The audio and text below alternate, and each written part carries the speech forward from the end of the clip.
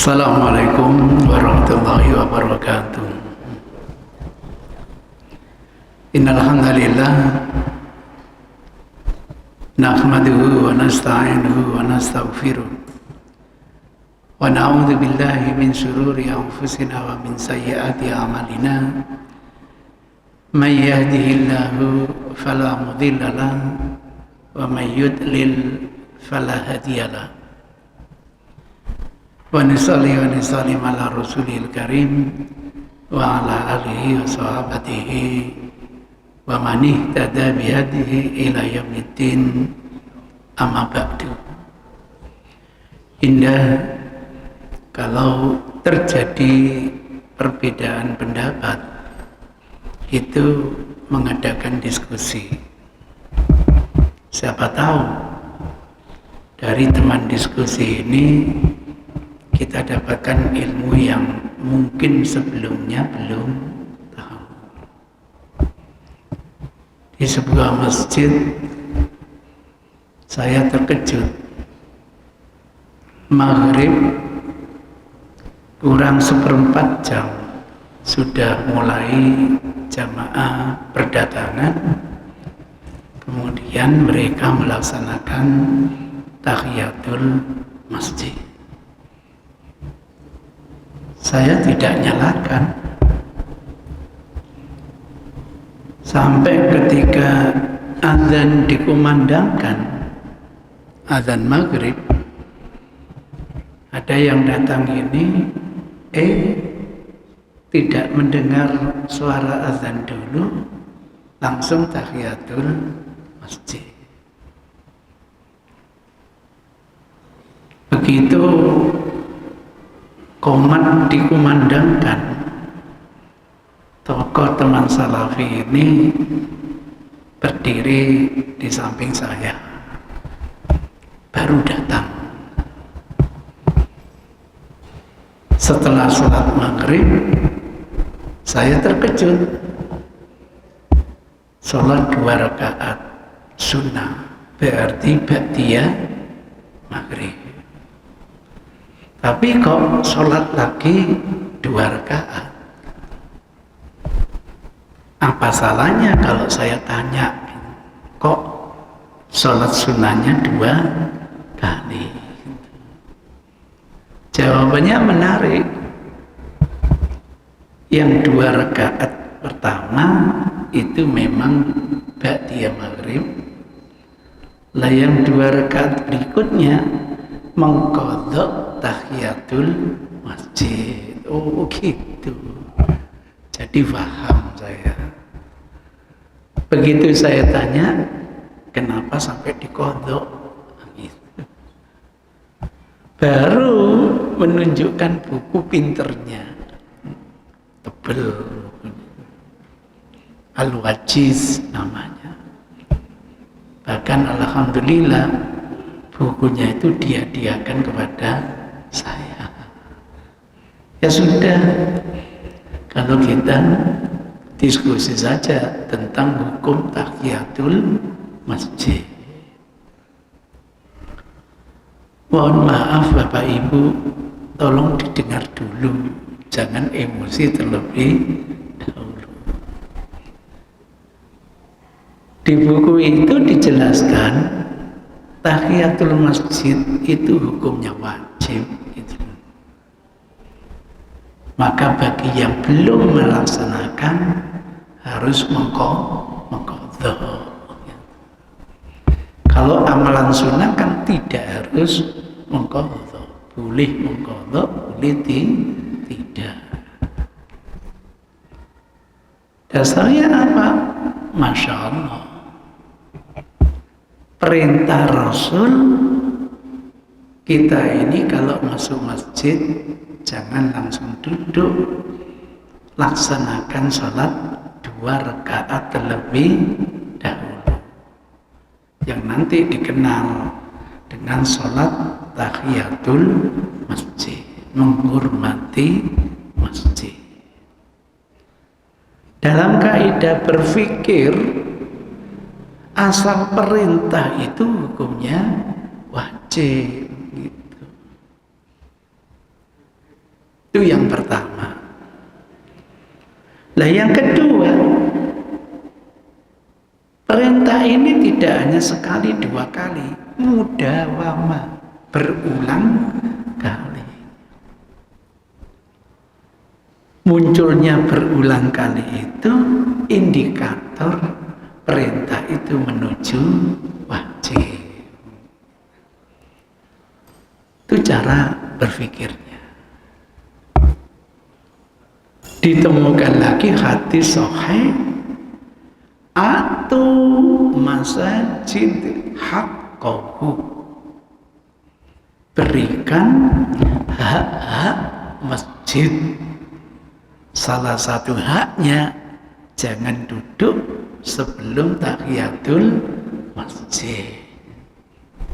Kalau sudah bicara hak, konotasinya menjadi wajib. Begitu.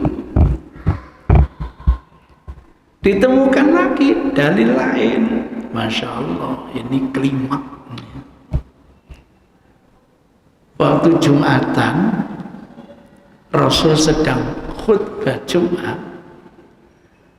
Ulama sepakat mendengarkan khutbah Jumat itu hukumnya wajib.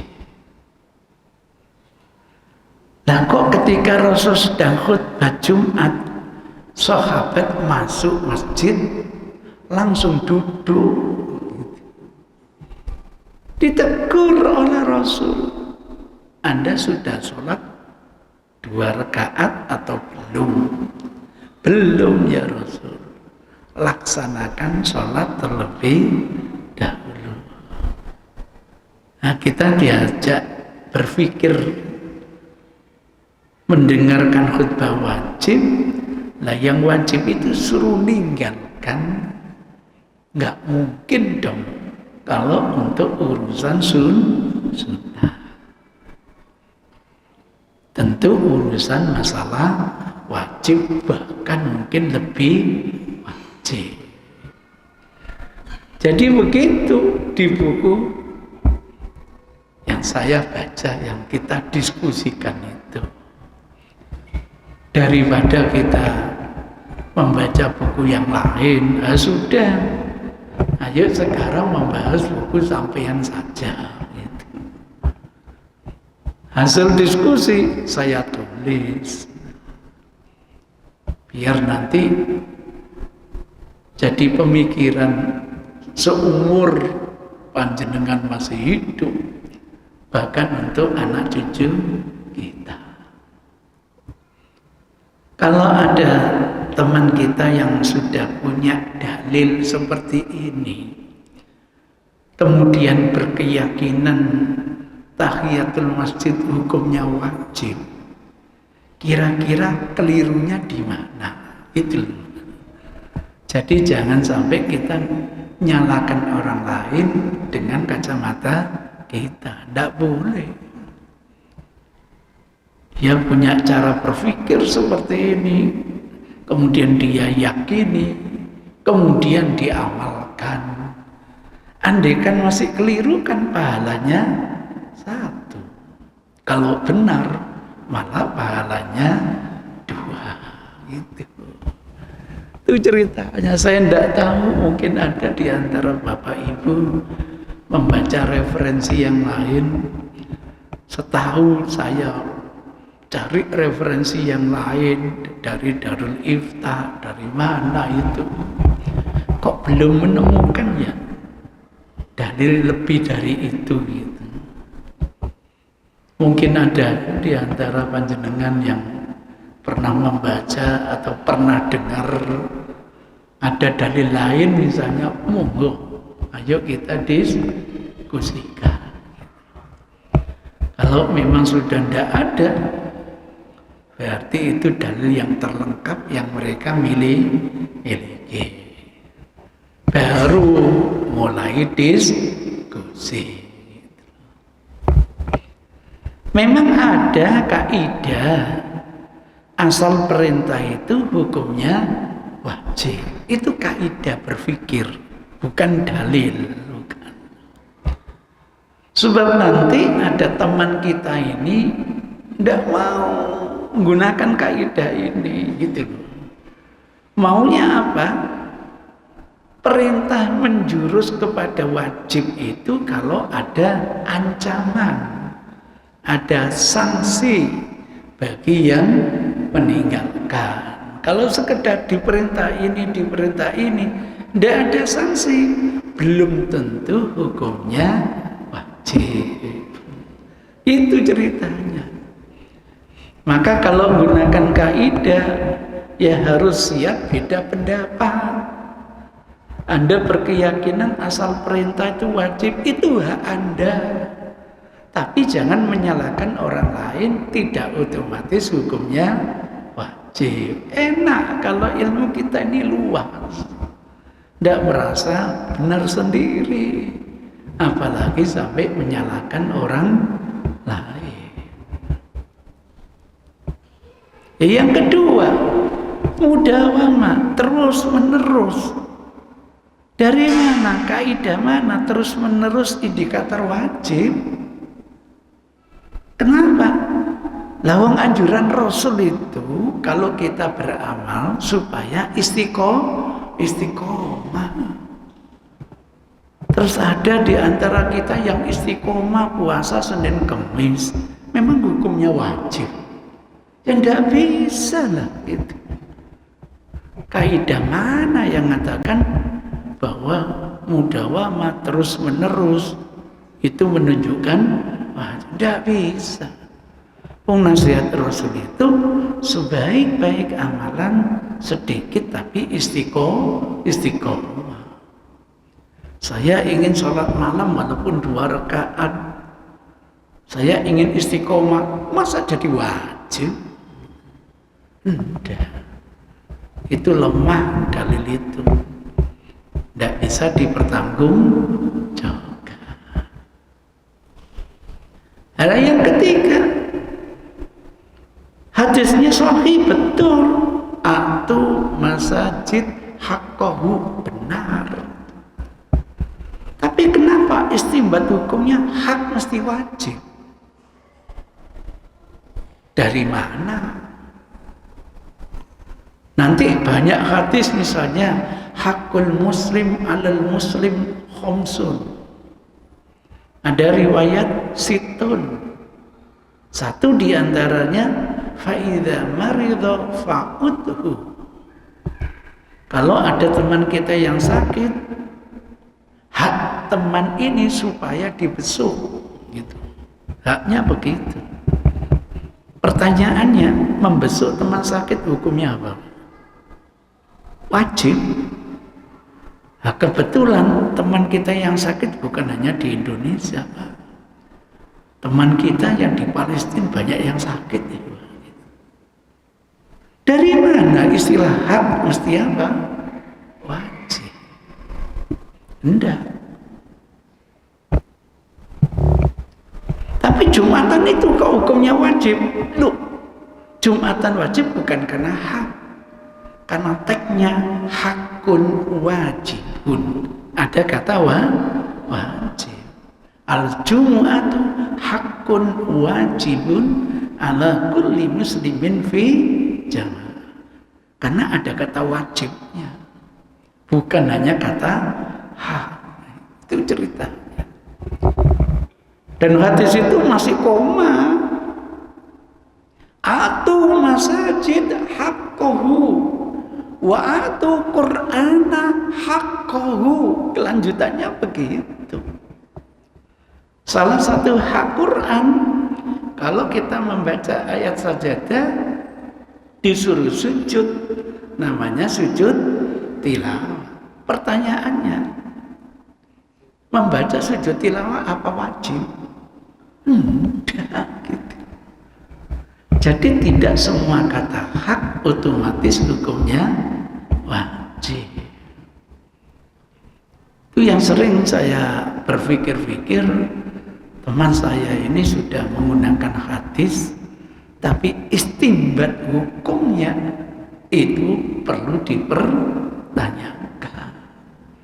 Hadisnya sahih, benar, tapi istinbatnya bisa keliru. Itu yang eman. Sudah senengannya belajar hadis, tetapi istinbatnya bermasalah. Tinggal berapa dalil yang belum dibahas? Tinggal satu.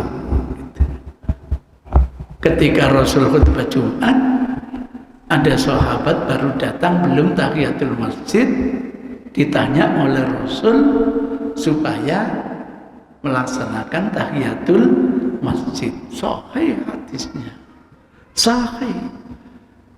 Tapi ada pesan Rasulullah supaya jangan dilupakan. Sholatlah dengan sesingkat mungkin. Nah gitu. Bukan sholat titik, sholatlah dengan sesingkat mungkin. Kok istinbat hukumnya mendengarkan khutbah hukumnya wajib? Tidaklah ditinggalkan yang wajib kecuali menuju ke wajib. Kok begitu istinbatnya? Bagaimana kalau kita cari istinbat yang lain? Walaupun mendengarkan khutbah Jumat hukumnya wajib, kita masih boleh kok tahiyatul masjid. Kan enak. Itu pun apa? Jangan lama-lama, kerjakan yang singkat. Sehingga habis sholat nanti tetap bisa mendengarkan khutbah. Nah kalau disimpulkan, tidak mungkin yang wajib ditinggalkan, ya tentu bukan menuju wajib lagi, lebih wajib gitu. Lah kalau tahiyatul masjid lebih wajib, wis gak usah ngrungokno khutbah. Tahiyatul masjid tok wis cukup. Enggak bisa gitu. Itu ceritanya. Jadi dalil-dalil yang mereka ketengahkan itu coba kita bahas terlebih dahulu. Tinggal satu yang tadi itu, Anda gunakan kaidah asal perintah wajib itu hak Anda, tapi jangan lupa itu teman kita. Kalau tidak ada sanksi, belum sampai perintah menuju kewajiban, harus siap beda apa? Ketika sudah tuntas, saya baru nyampaikan hadis. Hadisnya sahih. Ada seorang datang menghadap kepada Rasulullah. Tanya, ya Rasulullah, kewajiban sholat sehari semalam ada berapa? Gitu. Apa jawab Rasul? Ada 5. Pertanyaan berikutnya, ada lagi enggak kewajiban untuk saya? Apa jawab Rasul? Tidak ada, kecuali kalau kamu ingin sholat sunnah. Tanya lagi, ya Rasulullah, kewajiban harta itu ada berapa? Jawaban Rasul, hanya ada 1. Apa itu? Zakat. Ada yang lain ya Rasul? Tidak ada, kecuali kalau kamu ingin puasa yang sunnah. Lah kewajiban puasa ada berapa? Hanya 1, puasa Ramadan. Apa ada yang lain? Ya tidak ada, kecuali kamu ingin puasa yang sunnah. Mestinya panjang gitu hadisnya, tapi sayang kok yang dibahas hanya sholat gitu. Sudahlah, hanya sholat saja yang kita bahas. Seorang bertanya kepada Rasul, kewajiban saya sholat itu ada berapa ya Rasul? Dijawab hanya 5. Apa ada yang lain? Tidak ada, kecuali kamu ingin sholat sunnah. Pertanyaannya, tahiyatul masjid masuk yang 5 Pak? Masuk? Enggak. Karena tahiyatul masjid tidak masuk yang 5, berarti sholat wajib atau sholat sunnah Pak? Sunnah, gitu. Anda tadi kan pakai kaidah. Nah ini hadis. Hebat mana hadis dengan pemikiran itu, gitu. Itu ceritanya. Gara-gara ada hadis ini yang bisa memalingkan seluruh perintah selain 5 menjadi sunnah. Muncul perintah dalam Quran. Faminal laili fatahajjat bihi nafilakal lak. Ini perintah Quran. Tapi karena ini tidak termasuk yang 5, tetap perintah itu hukumnya sunnah. Itu cara berpikir ulama fikih, Pak. Itu yang bisa memalingkan makna asal wajib menjadi tidak wajib. Enak kalau kita mau diskusi. Nah, Anda kan belum paham, maka dengarkan dong apa kata orang lain. Kalau enggak gurunya buyar, repot. Buku pinternya ya seperti itu, menganggap bukunya adalah yang paling benar. Setelah diskusikan ketahuan. Ada yang interupsi, mohon maaf Ustaz. Silakan. Hadis yang bertanya, ya Rasul, kewajiban sholat sehari semalam itu ada berapa? Ada 5. Iya. Yang bertanya kan mu'alaf. Ya wajar. Rasul hanya menjawab 5 saja. Tapi nanti kalau sudah kuat imannya, muncul kewajiban-kewajiban yang lain. Kaget saya.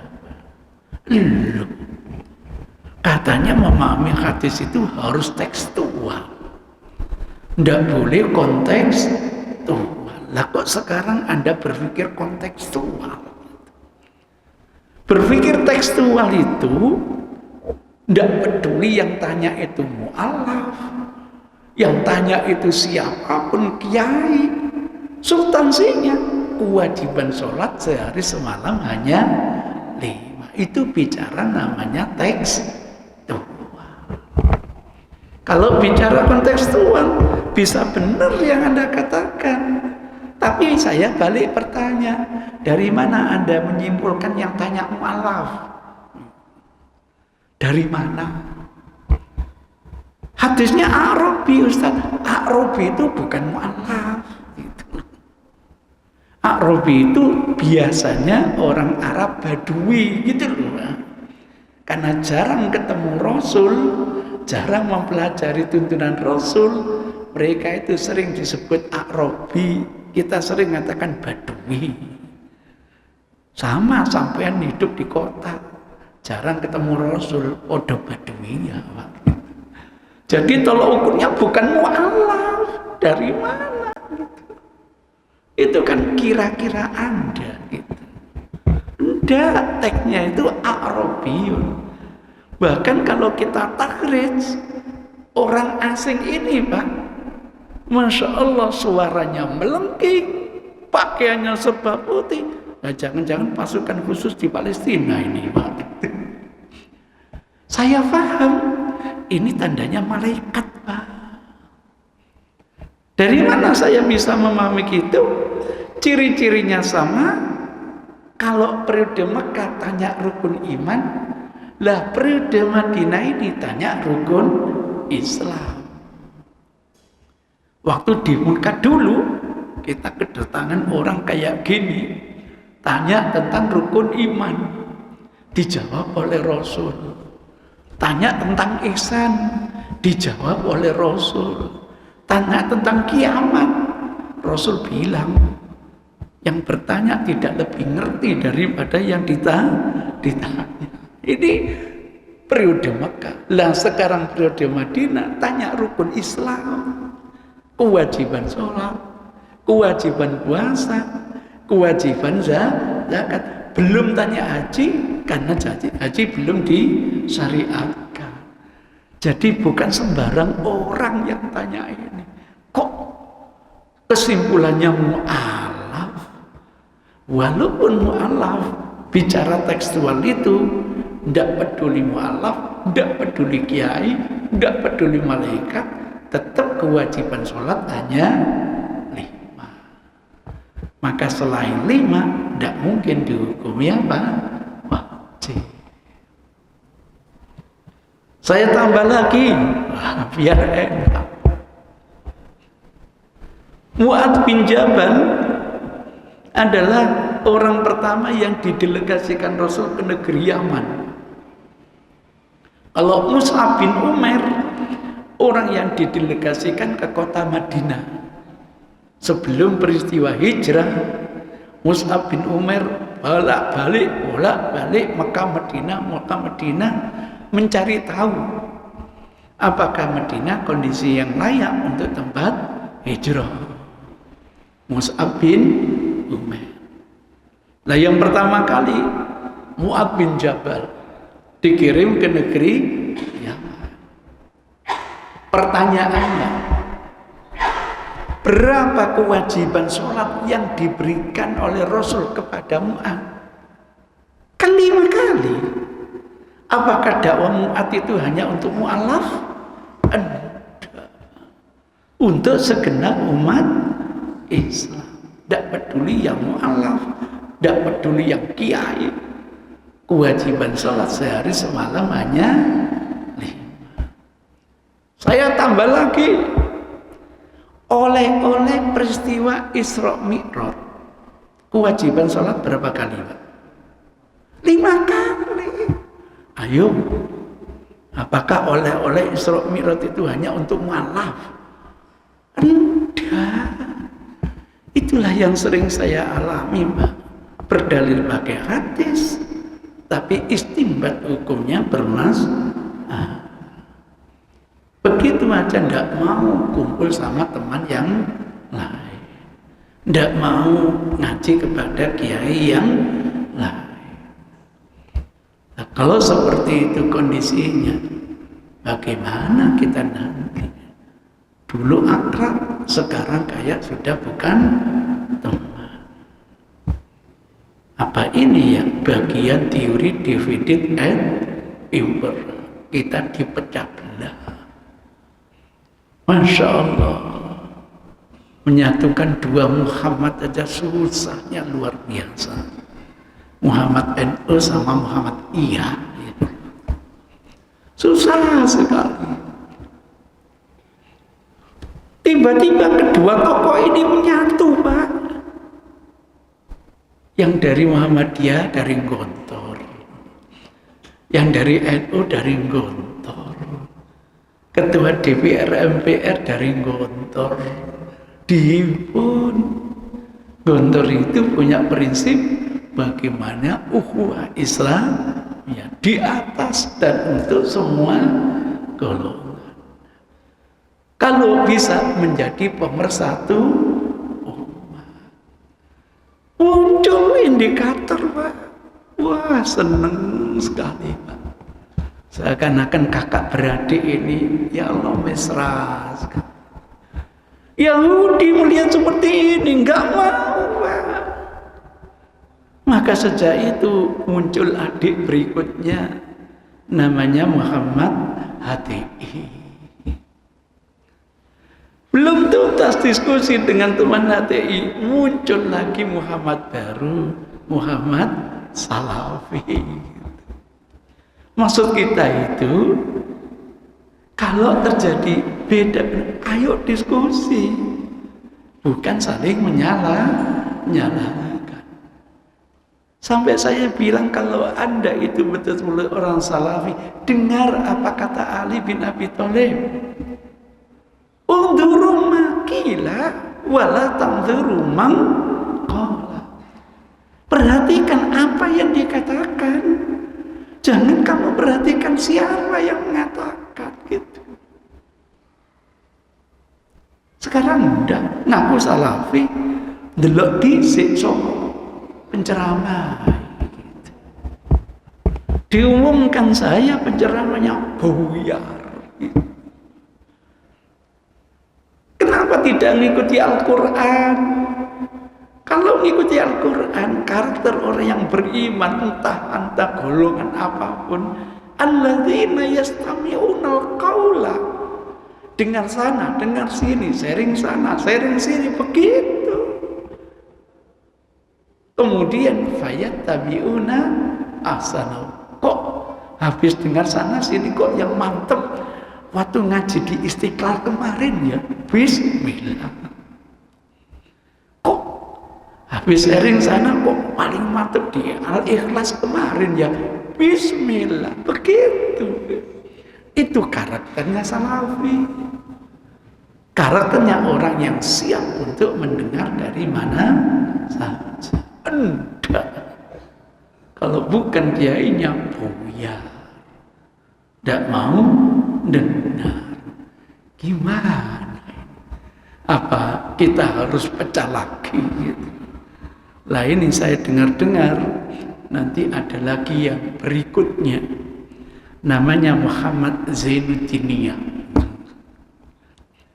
Gara-gara fanatik kepada Zainuddin, kayak hanya Zainuddin yang benar, yang lain dianggap tidak benar. Muncul lagi nabi baru, Nabi Zainuddin namanya. Enggak, yang kita sampaikan itu adalah yang terbaik yang kita miliki. Dalam kapasitas sebagai manusia, tempatnya khilaf, wajar. Nanti orang yang lebih fakih tolong mengingatkan. Kami ini hanya menyampaikan sesuai dengan pemahaman. Ini keliru. Orang yang lebih ngerti harus watawasau bil haq, watawasau bis sabr. Itu pesan Rasul. Balighu anni walau ayat. Semangat menyampaikan, monggo walaupun paham satu ayat. Kata Rasul, bisa jadi yang mendengar lebih fakih, lebih ngerti, lebih paham daripada yang menyampaikan. Tidak apa-apa. Nanti kalau disampaikan keliru, tugas yang lebih fakih mengingatkan. Begitu. Maka kami tidak pernah merasa, waduh ini paling benar. Enggak. Itu yang paling ditakuti ulama. Kalau pendapatnya dianggap terus paling benar. Itu ceritanya. Monggo, mungkin ada pertanyaan, silahkan. Monggo Bapak. Nggih. Nggih.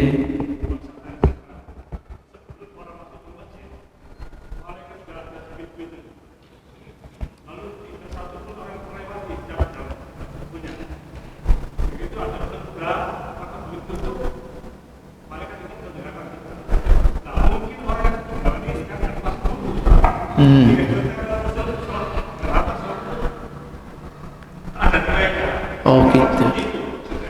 Terima kasih Pak. Setahu saya bukan hadis qudsi Pak itu Pak. Hadis qudsi itu kalau dinisbahkan kepada qala ta'ala, itu baru namanya hadis qudsi. Nah Bapak tadi menyampaikan hadisnya sahih Pak, tapi bukan hadis qudsi. Hadis ini menjelaskan fadilahnya orang yang tahjir, menyegerakan untuk pergi Jumatan. Jadi porsinya di situ.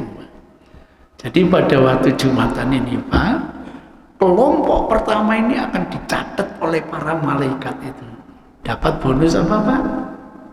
Unta. Bagikan orang yang berkorban seekor unta. Nanti tahap yang kedua dicatat oleh malaikat, dia seakan-akan berkorban apa Pak? Kambing gitu. Berikutnya nanti akan datang dicatati oleh malaikat, dapat bonus apa Pak? Bagikan berkorban ayam. Nanti datang berikutnya Pak, akan dapat bonus seperti berkorban apa Pak? Telur ayam. Nah kalau khatib sudah naik mimbar, buku bonus ditutup. Para malaikat yastami'una dzikr, ikut mendengarkan ceramah. Itu fadilah tahjir, menyegerakan untuk pergi Jumatan. Porsinya di situ. Kalau nggak hari Jumat, saya nggak tahu. Saya tadi lewat nggak ketemu malaikat saya. Iya.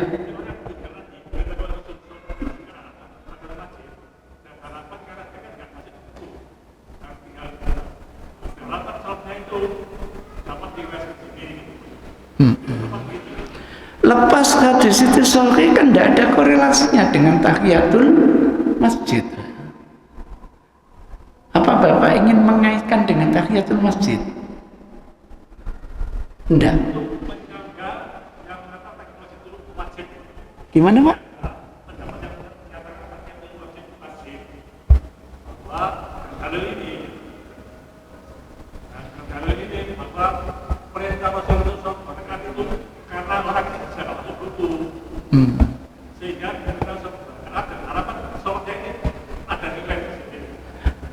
Andaikan hadis itu benar Pak, yang menunjukkan wajib mana Pak?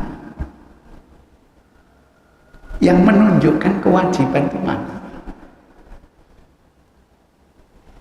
Karena kan Rasul sendiri yang bilang kewajiban itu hanya 5. Berarti selain 5 tentunya tidak wajib. Andaikan dimaknai sunnah muakkadah, tidak apa-apa, tapi tetap hukumnya sunnah. Gitu. Yang kita bahas ini mengatakan wajib, dan dalil itu tidak pernah dibahas. Di dalam referensi itu tidak pernah dibahas. Tapi kalau cerita sampai bonus-bonus tadi, itu hadisnya bukan hadis qudsi, tetapi hadis biasa menunjukkan fadilah orang yang menyegerakan pergi Jumatan. Yang datang kelompok pertama, bagaikan dia itu berkorban unta. Itu Pak. Jadi tidak ada kaitan dengan tahiyatul masjid. Begitu kira-kira. Bisa diterima Pak? Bisa. Andaikan hadis itu dipakai, ini menunjukkan sunnah muakkadah, tidak apa-apa. Asal tidak menunjukkan wajib. Bedanya apa Pak? Kalau sunnah muakkadah sampai nggak jalani, nggak dosa Pak. Tapi kalau sudah wajib, nggak jalani, dosa.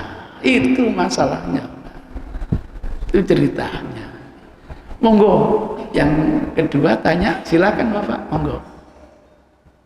Nggih. Iya.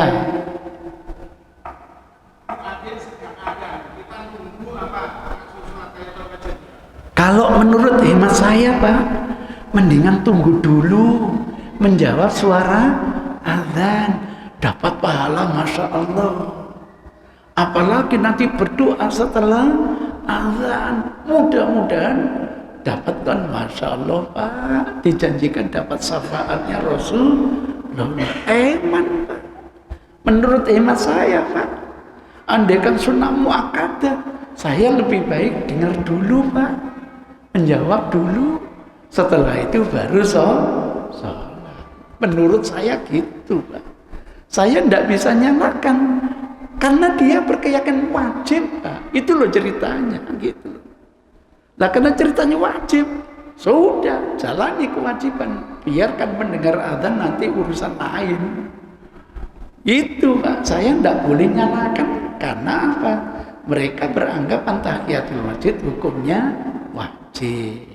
Kalau hukumnya sunnah Pak, mendingan dengar dulu azan ini, jawab suara azan, pahalanya Masya Allah. Apalagi doa setelah azan. Mantap. Kalau hukumnya sunnah, gitu. Itu ceritanya. Saya tidak tahu menurut panjenengan wajib atau sunnah. Kalau wajib sampai abaikan itu mungkin. Tapi kalau sunnah, tidak mendengarkan azan terlebih dahulu. Itu sebabnya saya tidak nyalakan gara-gara dia menghukumi wajib, gitu loh. Bisa diterima Pak? Alhamdulillah. Ada lagi mungkin yang komentar, yang ingin bertanya, monggo, mumpung masih ada waktunya. Nah, silakan Pak, monggo. Monggo. Kurang berapa menit waktunya? 3 menit masih ada, monggo. Mumpung ketemu. Ya. Nggih, monggo.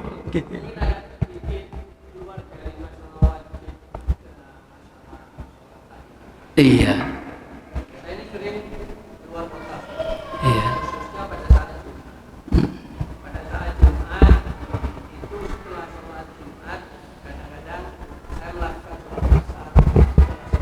Okay.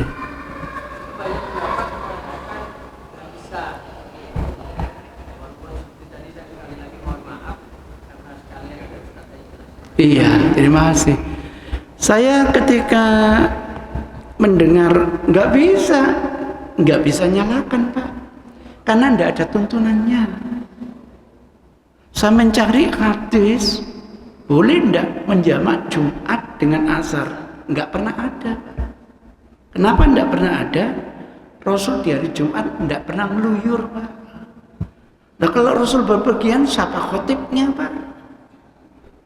Nggak akan ketemu Pak jawabannya. Bagaimana? Kalau saya cara berpikirnya nggak begitu. Pikiran saya gini, musafir itu dapat rukhsah Pak. Dapat rukhsah untuk tidak Jumatan. Andaikan saya tidak nerima rukhsah, boleh apa tidak Pak? Musafir itu dapat rukhsah tidak Jumatan. Andaikan saya tidak nerima rukhsah, boleh apa tidak Pak? Boleh apa tidak? Boleh toh? Ah, kalau gitu dari Sidoarjo saya kesini ini musafir Pak. Sehingga saya tidak nerima rukhsah. Maka saya di sini ikut sholat Jumat. Masa saya khutbah tok Pak? Gak oleh sholat Jumat. Untuk sholat duhurnya saya tidak nerima rukhsah. Saya tetap tidak nerima rukhsah sehingga saya ikut Jumat. Untuk sholat asarnya saya terima rukhsah. Kenapa tidak boleh? Saya menjamak Jumat dengan apa? Asar. Cara berpikirnya gitu Pak. Kecuali ngotot terima rukhsah itu wajib Ustaz. Ya sudah. Kalau gitu saya datang dari Sidoarjo nggak boleh Jumatan Pak. Oh iya. Berarti saya kan nggak nerima rukhsah saya. Itu ceritanya. Jadi karena saya rukhsah itu diterima silakan, Allah senang. Tapi kalau rukhsah tidak saya terima, Allah tidak marah. Sehingga Jumatan tetap saya terima. Alhamdulillah, walaupun saya musafir, saya bisa menikmati hari raya Jumat bersama umat. Untuk asarnya, saya terima rukhsah, saya jamak dan saya qashar. Kenapa tidak boleh? Itu ceritanya, cara berpikirnya begitu. Nah kalau tidak mau, ya jangan ikut Jumatan, selesai. Nanti Anda bisa jamak dan qashar. Nah iya, masa saya datang ke sini hanya khutbah tok Pak. Berdasarkan wajib nerima rukhsah, saya tidak boleh Jumatan, maka saya khutbah saja. Masa gitu. Itu ceritanya. Jadi ada, mohon maaf, seorang kiai yang punya komitmen nerima rukhsah itu wajib. Yang tidak nerima rukhsah sombong. Kata sombong itu hasil penalaran Pak. Maka ketika pergi haji, saya yang mandu. Saya tanya, mau kemana? Mau ke masjid. Ngapain? Sampai musafir harus terima rukhsah. Kalau enggak sombong sampai. Bingung Pak. Baru clear itu saya bacakan ayatnya. Orang musafir itu dapat rukhsah tidak puasa. Di ending ayat, wa antasumu khairul lakum. Kalau masih kuat, Anda walaupun musafir, Anda berpuasa, itu lebih baik bagi kamu. Baru sadar Pak Yai. Iya ya. Kata sombong itu nalar panjenengan. Nasnya ndak. Terima Allah senang, nggak diterima Allah tetap senang, nggak sampai marah. Kira-kira begitu Pak. Jadi untuk Jumatnya sampai ndak nerima rusa, asarnya sampai nerima rusa. Terima kasih. Billahi hidayah wa taufik. Wassalamualaikum warahmatullahi wabarakatuh.